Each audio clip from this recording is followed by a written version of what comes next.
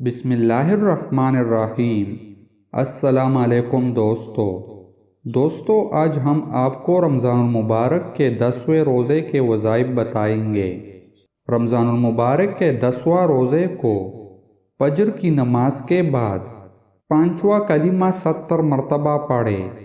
استغفر اللہ ربی من کل ذنب اذنبتہ عمدا او خطأ سرا او علانیۃ واتوب الیہ من الذنب الذی اعلم ومن الذنب الذی لا اعلم انک انت علام الغیوب وستار الغیوب وغفار الذنوب ولا حول ولا قوة الا باللہ العلی العظیم۔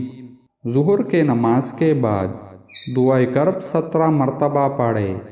اللہ اللہ ربی لا اشرک بہ شیئا۔ عصر کے نماز کے بعد دعائے جمیلہ 3 مرتبہ پڑھے۔ مغرب کے نماز کے بعد دعائے نجات 40 مرتبہ پڑھے۔ دعائے نجات یہ ہے: استغفر اللہ الذی لا الہ الا هو الحی القیوم واتوب الیہ۔